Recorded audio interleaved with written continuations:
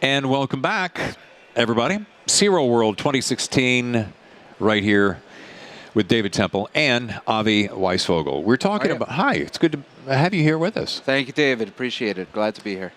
Avi is with the International Academy of Sleep, and you might think to yourself, International Academy of Sleep, Dentsply, Sirona. How does it work hand in hand? Right. Enlighten me, shall you? I am going to enlighten you, David. So honestly, this is our first time here at a big technology-based conference, but I probably should have been here a while ago.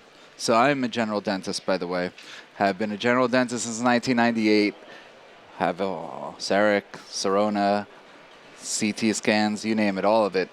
But sleep caught my eye very early in my career. In 1998, I saw my first sleep patient.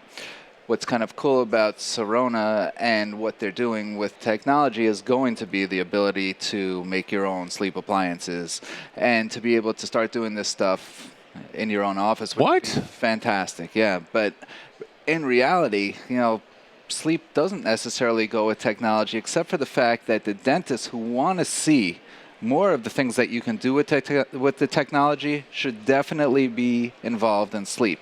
3D scans, you can check the airway.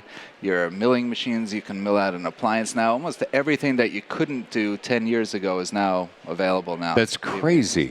So we're talking specifically about sleep apnea. Yes. And you said, well, as we were getting ready for the show, you said any man, as an example, with a 17 neck or more, pretty good chance he's a candidate with sleep apnea. No doubt about it. Okay. So we have a little screener that we use.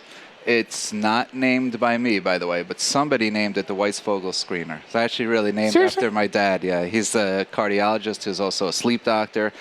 And he started to see differences in what the sleep screeners were versus what he was seeing as a doctor. So he changed up a sleep screen that is now we use, and International Academy of Sleep is the only one who uses it, but it's 92% predictable. One of our big questions is neck size. Are you a woman with a size 15 or over neck or a man with a size 17 or over? Chances are you at least have a narrowing of the airway and are a good candidate to be tested for sleep.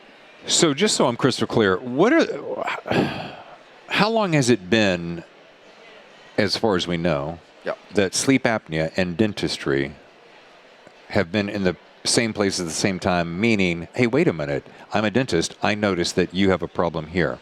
Right, so first off, most dentists don't ask that question. Okay. And if you want to hear something even crazier, most physicians don't ask that question either.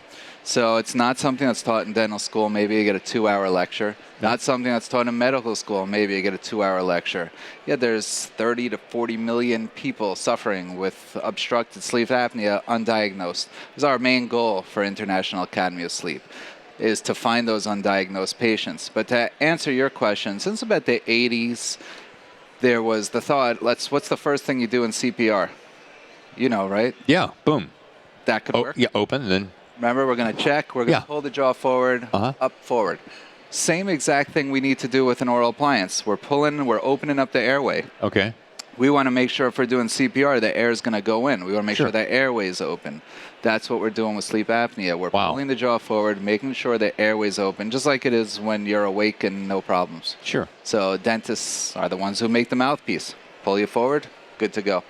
These contraptions that CPAP, is that right? Yeah. It's the big mask. Big turn off to a lot of people. Yep. Uncomfortable, I can't sleep with it on, doesn't work or does work. Is that going to be going the way of?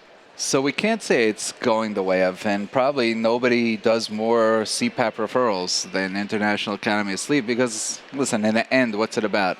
A successful patient. Right. So let's say I had a patient who was a perfect candidate for me, my office, and he wanted a CPAP and it worked for him. I got a successful patient. So perfect. But in reality, 57% of CPAP users, 57% of CPAP users put it on their shelf. So we know many people who do that.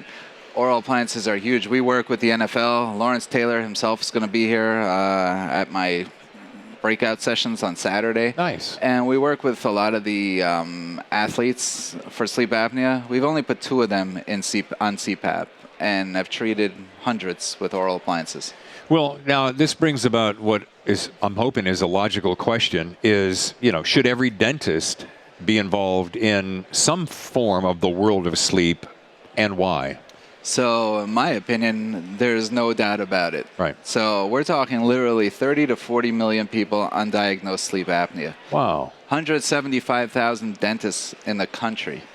I mean, I don't even think 2,000 or 3,000 do this actively. So what would have happened if all of a sudden there was an onslaught of patients? The dentists, there wouldn't be enough trained dentists to treat the patients. Now, that would be a good problem to have for us, and we'd figure out a way to train more. Sure. Maybe people would get involved more. But this is something every dentist should do. It's something that is simple and easy. A lot of the work's done by your assistant in terms of impressions, bite registrations.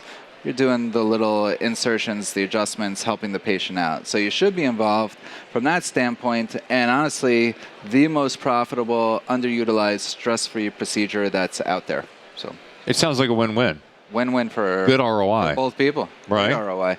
The reimbursements in my area, New Jersey, anywhere from $1,850 up to about $10,000 per appliance. Hard costs of about $300-400. That's better than any procedure in dentistry. Wow. I'm in the wrong business. Yeah, it's not too late. But, I said I'm coming to work for Houston, so I'm changing businesses. All right. Me and my brother Barry. Doesn't he look like Barry Pepper? Doesn't he? Well, anyway. I'm going to play the crying best friend for a minute. Let me see if I can do it. All right. Anything else, closing comments as we head on out? I mean, where's your booth, by the way? So we're all the way in the corner over there, the 1,000 row. Can't miss us. Big thing that says International Academy of Sleep that I lugged here from New Jersey. Come hear me speak on Saturday either at 2 or at 3:15. Lawrence Taylor is going to be at both. Get your picture taken with him. You got to get yourself involved in sleep. Every dentist here. The technology portion of it is huge. I'll add in one last thing. Yeah. This is the most unconventional builder of a restorative practice. So I was a general dentist. Right. I started seeing sleep patients, but I still kept my general dentist practice. I would do a ton of advertising for implants, full mouth rehabs. Almost all of my patients came to me by way of a sleep appliance. So sleep appliance first, restorative dentistry second, and nobody else builds up their practice that way. It's free advertising. Fantastic stuff. You're a smart guy. Hey, thank you. I appreciate it. You're not Thanks too bad for your time. yourself. Thank you. Thank Avi. you.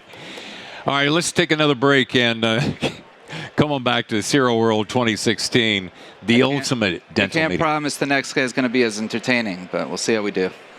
Things happen. Have fun.